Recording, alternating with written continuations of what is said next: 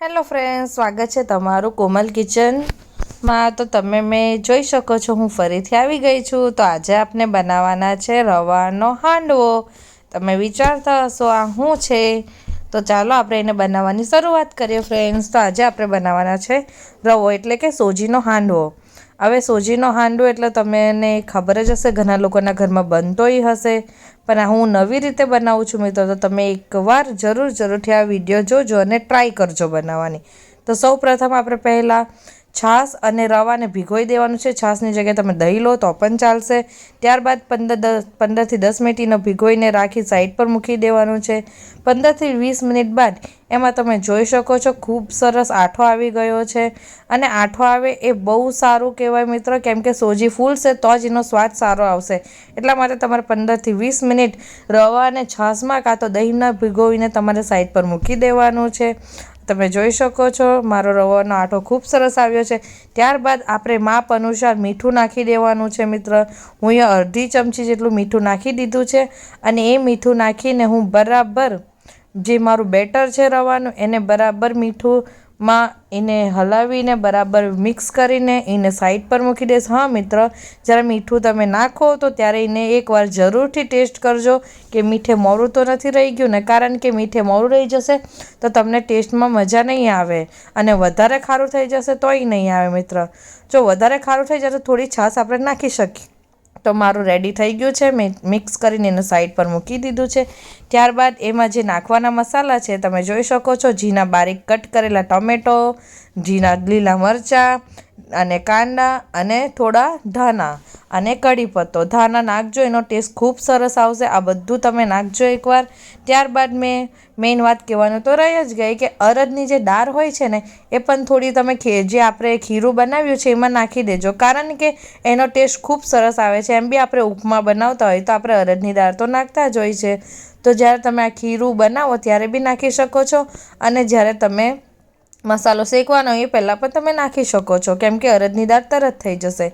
તો આજે આપણે બનાવવાના છે એનો મસાલો। તમે વિચારતા હશો કે હું એ ડાયરેક્ટ એ મસાલો કેમ રવાના બેટરમાં નાખ્યો, કારણ કે એ મસાલાને પહેલાં હું બરાબર શેકી લઈશ એટલે કે વઘાર કરીશ, પછી એમાં નાખીશ। તો તમે જોઈ શકો છો મેં જે વઘાર્યું છે એને ધીમા ગેસની ફ્લેમે મૂકી દીધું છે ગેસ પર, અને મીડિયમ ગેસ રાખીને એમાં હું થોડું 1 ચમચી જેટલું કાં તો 1 પરી જેટલું, ચમચી પરી તમે જે વાપરતા હોય એટલું તલ લઈ લેવાનું છે આપણે। અને તેલ લઈ બાદ ત્યારબાદ એમાં રાઈ એટલે અડધી ચમચી જેટલો તમે રાઈ નાખી શકો છો। રાઈ ખૂબ જ સારી લાગશે મિત્ર, આપણે ઉપમામાં પણ રાઈ નાખ્યા છે એટલે એ જ રીતે આપણે આમાં રાઈ નાખવાની છે।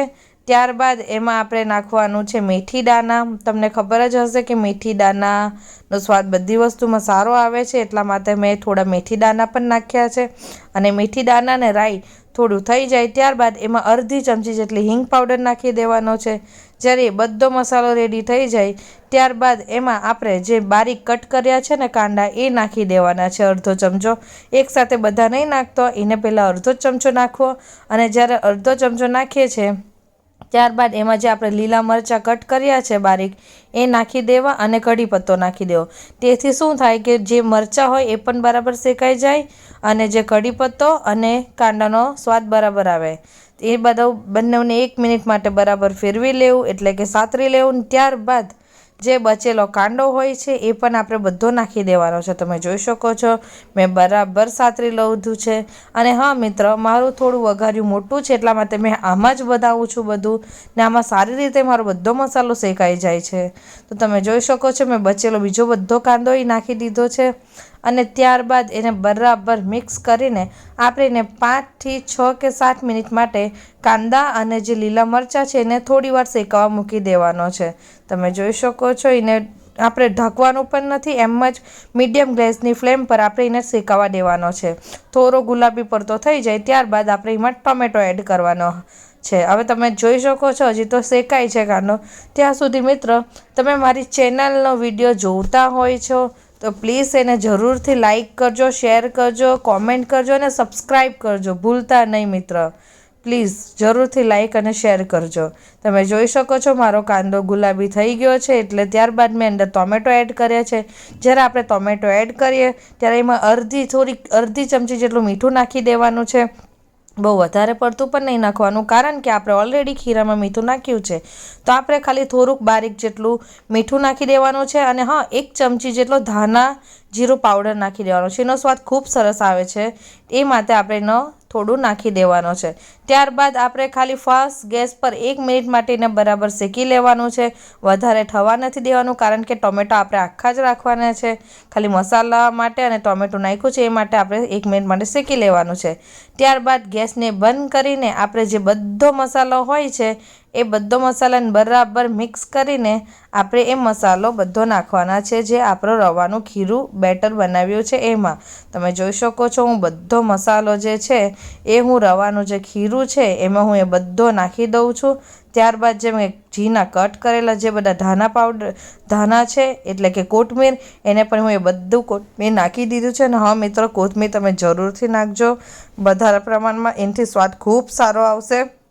અને આ તમારો હેલ્ધી નાસ્તો સવારમાં આ તમે છોકરાઓને ટિફિનમાં આપશો તો એ લોકો ખૂબ ખુશ થઈ જશે. મિત્ર, તમે જોઈ શકો છો બધું મિક્સ થયા બાદ કેટલું ખૂબ સરસ આ ખીરું લાગે છે.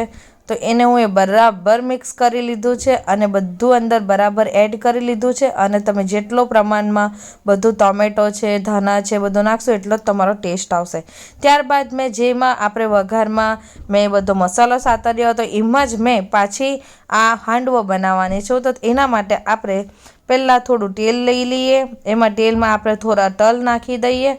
તલ નાખ્યા બાદ તલ તતરી જાય ત્યારબાદ એમાં એટલે કે 1 દાળનો ચમચો આવે એટલા, કાં તો થોડો 1.5 ચમચો જેટલો આપણે એને બેટર નાખી દેવાનો છે. ત્યારબાદ એને 6 થી 7 મિનિટ માટે એક નાની ડીશ કાં તો એના માટે કોઈ બી આપણું હોય ઢાંકણ એવું, એ આપણે મૂકી દેવાનું છે અને મીડિયમ ગેસ પર થવા દેવાનો છે ફ્રેન્ડ.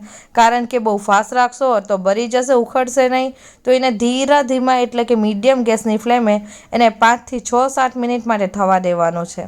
તમે જોઈ શકો છો 6-7 મિનિટ બાદ મેં જ્યારે ફેરવું છે બધું સાઈડથી શેકાઈ ગયું છે. એ માટે હવે હું એને બરાબર ફેરવી લઈશ. તમે જોઈ શકો છો મારો હાંડવો બરાબર ઉતરી ગયો છે અને ચીપક્યો પણ તમે ઉપરથી પણ જોઈ શકો છો. એકદમ ક્રિસ્પી અને એકદમ ટેસ્ટી રીતે શેકાઈ ગયો છે. તો મને તો જોઈને જ ખાવાની ઈચ્છા થાય છે મિત્ર. એ જ રીતે મિત્ર તમે જોઈ શકો છો મેં જે પાછળનો ભાગ છે એ મૂકી દીધો છે. ત્યારબાદ એક આખો મારું શેકાઈ ગયો છે. તો તમે જોઈ શકો છો એનો કલર પણ ખૂબ જ સરસ આવ્યો છે અને બધું બરાબર રીતે શેકાઈ ગયું છે. તમને લાગે કાચું હોય તો તમે એને ફાસ્ટ ગેસ પર 1 મિનિટ માટે શેકી શકો છો. અને તમે ન શેકશો તો પણ ચાલશે, કારણ કે આપણું ખીરું મસ્ત રીતે અઠાઈ ગયું હતું, એ માટે એ કાચો રહી નહીં. ત્યારબાદ મિત્રો હું હજી એક પૂરો બનાવું છું. મારે ટોટલ 5 બનાવવાના છે. તો તમે પણ તમારા છોકરાઓને નાસ્તામાં આપજો, એ બહુ ખુશ થશે ફ્રેન્ડ્સ. અને હું એ જ રીતે હું આજે નાસ્તામાં પણ આપવાની છું. તો તમે જોઈ શકો છો હું પાછી બીજું ખીરું એડ કરું છું. એ રીતે તમારે પણ બધું ખીરું એડ કરતું જવાનું છે. તમારા માપ અનુસાર તમારે જેટલું બનાવવું હોય એટલું બેટર રેડી કરીને તમારે બનાવી દેવાનું છે. તમે જોઈ શકો છો હું એ થોડું ઇડલી જેવું, આ તમે સમજો તો ઇડલી જ કહેવાય. એ જ રીતે આ હાંડવો પણ કહેવાય. એટલે તમે આને જે કહો એ, અમે આને હાંડવો કહીએ છીએ રવાનો.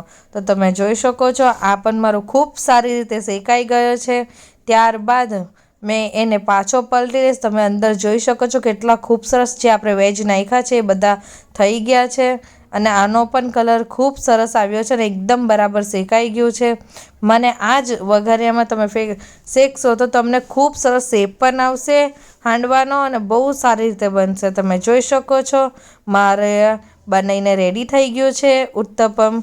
ઇડલી કહો કાં તો હાંડવો કહો તમે, અમે આને રવાનો હાંડવો કહીએ છીએ. તો તમે જોઈ શકો છો ખૂબ જ સરસ બની ગયો છે. અને આ તમે નાસ્તોમાં આવશો તો ખૂબ ખુશ થશે બધા છોકરાઓ. અને હા ફ્રેન્ડ્સ, આ સ્વાદમાં ખૂબ ટેસ્ટી હોય છે. તો તમે જરૂરથી એકવાર આ ટ્રાય કરજો. Thank you, by.